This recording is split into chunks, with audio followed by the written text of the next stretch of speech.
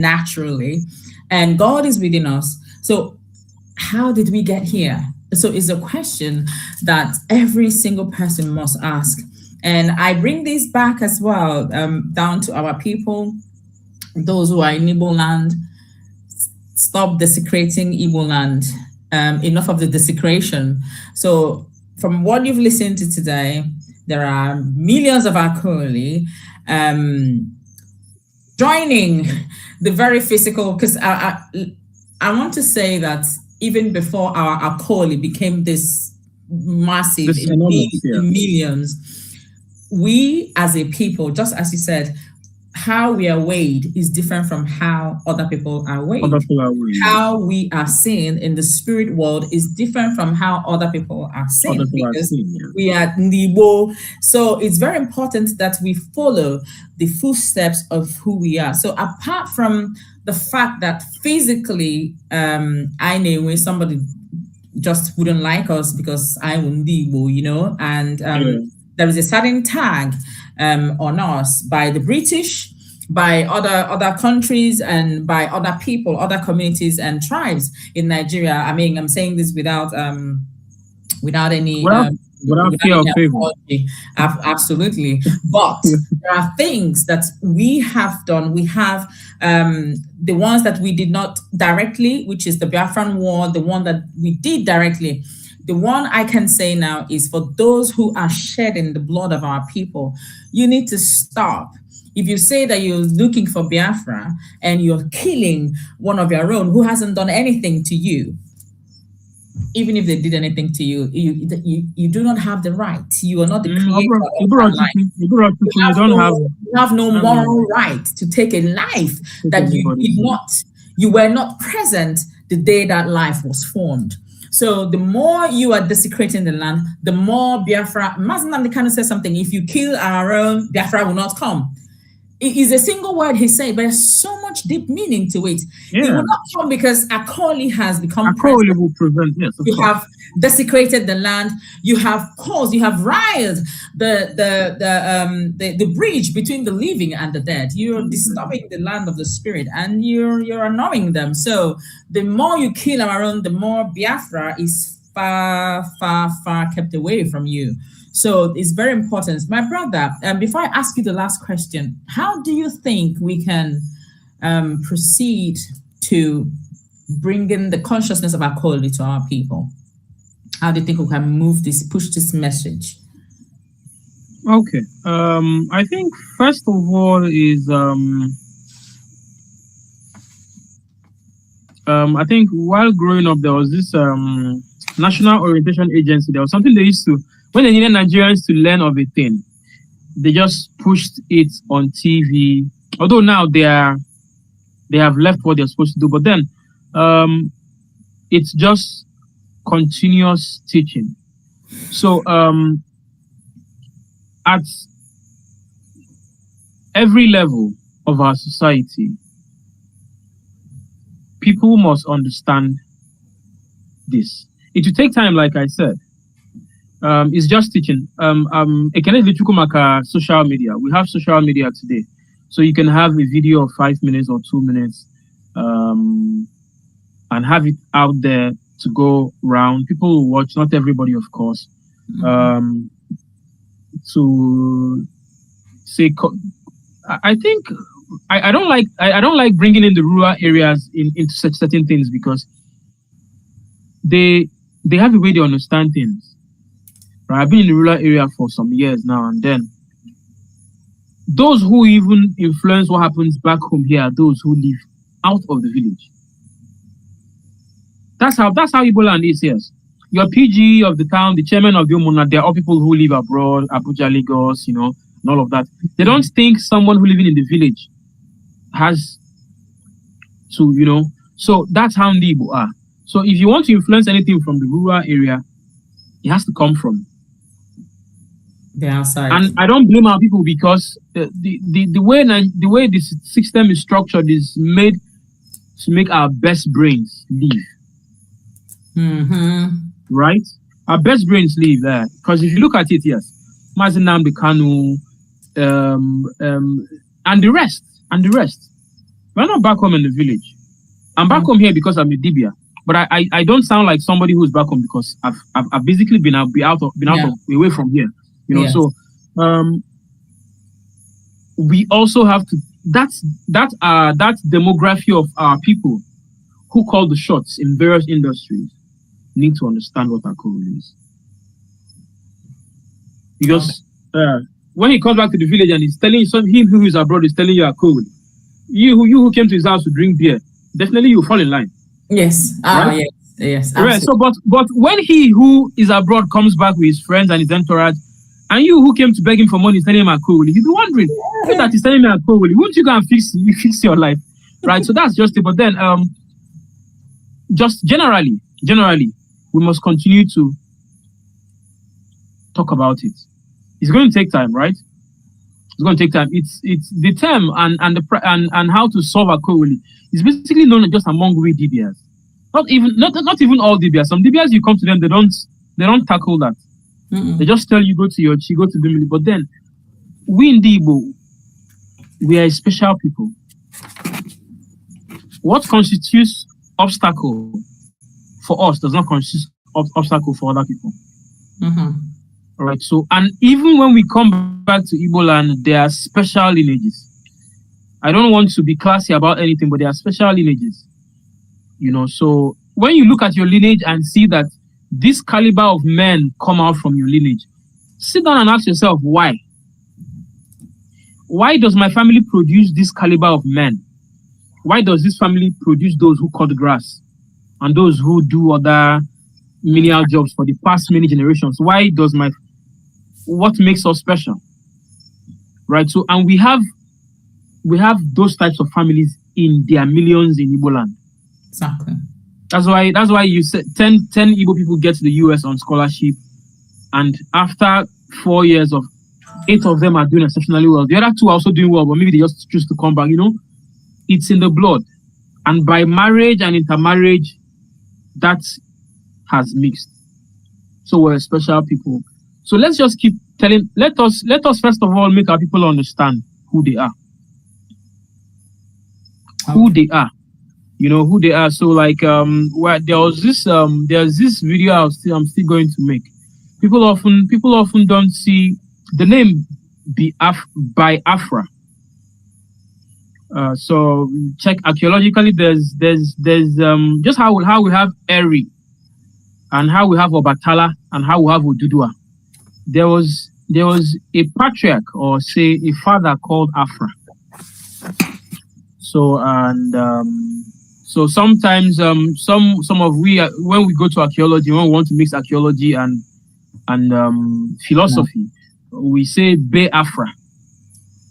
So but the location where that person or that entity or those people were is actually the middle of the earth. So you say Median Biafra. And Median Biafra spiritually means something, which I will get into. So it means something. So we are not an ordinary people. The Igbo, our brothers in Cameroon, a few others in Nigeria, there's a line which we are. God, I'll not say God. Chuko Kabiama was not foolish to put us on that line, right? So even if some of us left, later came back, but then we've been here for tens of thousands of years. So there's a reason. So our blood is tied to something in this place. That's what makes us exceptional. So if we understand that, then we understand that even as much as killing a chicken, there must be a reason. Yeah. So do you know that even in my line of my work, if I sacrifice a goat, and the goat happens to be pregnant without me knowing, I must get a female fowl to atone for that baby that was. Mm-hmm. So if our people go down to the point of being remorseful for offering a goat for sacrifice and realize the goat has a baby, or our people, it's not that people can cut a mango tree that has seeds, or an odala tree or bay tree. In Limbobo, you dare not do it, because it is life. It is carrying children. It's carrying life. So if we held these things sacred, how can such people now begin to kill people? And you expect the earth where you're on not to revolt against you? Is that the earth is angry, the land is very, very angry. So That it's is just let's just keep teaching our people. Oh, why? They will all get to learn. okay.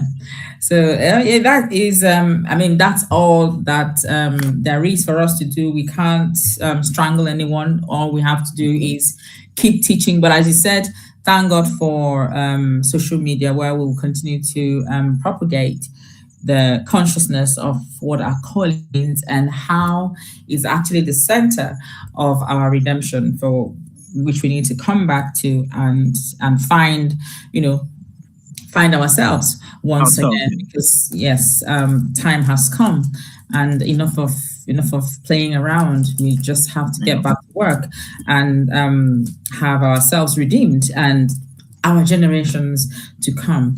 So thank you, my viewers, for watching, and I would not take much of your time. We have just one more question to go. As you know, I do not like to spend more than 1.5 hours tops because of our attention span.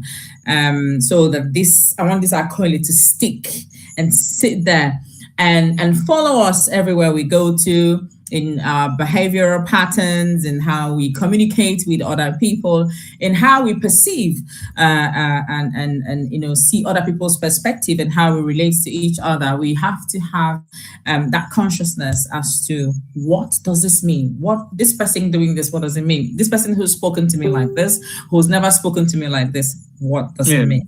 You never can tell. It could be your colleague seeking a reaction from you. So the last question would be, is it possible to eliminate, I know we've touched this, but I would like you to expand shade on that. So is it possible to eliminate Akoli entirely from the society? And by this, I would bring in not just society as a people, Ndibo. I would talk about our environs, as to our political communal environments, as to how we communicate with other tribes. So is it actually possible to eliminate Akoli entirely from the society? Well, it is possible, not entirely, but to the barest minimum. And that's because we were all created with divine will. I can choose what I know, what is good and what is bad. It's left to me to decide what to do. Now, if we eliminate it, let's say, for instance, in Afaruku, or say for Ninewi, or in Weri, a coal is eliminated to the barest minimum or entirely. It might not be the same for other towns. And that's because, like I told you, there are certain lineages that... Now, okay, let me just say, there are certain lineages that are prone to violence. Certain lineages that are prone to disobedience. There are certain lineages that, no matter what you say, they would never agree to a particular thing that people are saying. So for oneself, you can eliminate Akoli, but not entirely. Because I myself have I know for those people who are attend to their issues, there are those who you solve their Akoli issues. They might come back in 4 months' time, come back in 8 months' time. But that's because they still have certain spiritual depths. But as they solve their spiritual depths, the frequency with which they come to placate Holy spirits reduces. And it gets to a point where they can stay for many months, up to a year. But then, the reason why it can be eliminated entirely is because we have mixed so much. We have relatives. If, for instance, an Umunna has 500 people, right? So you can account for the more in your house and for those who died in your own family. But remember that when they need to do when we do our kwamozu funerals, it is you and your entire umunna. So when somebody dies in the next family and is unappeased and causes a quarrel for them, it can also affect you because you're tied to them by blood. Right. So with modernity, civilization, intermarriage, people of other tribes living in our own land, people living in other lands, with I would say globalization, it is hard to eliminate a quarrel entirely, but it can be halted to the barest minimum, especially at the individual level and at the family level, right? So the more you leave the nucleus to the family, the more difficult it gets, right? So, but then it can be eliminated to the barest minimum. That is a consolation. That is a consolation. So but of course, the world is enlarged from the family unit, family unit, and then you go into hamlets and hamlets to communities and into autonomous communities, and then states and local governments, and then you have the wider audience. So yes. That is some consolation. Is there another word you have for our viewers, our people who are watching you, what they can take home for conclusion? Okay. So something I always see, and it bothers me, but then I just keep it to myself, is people think or believe that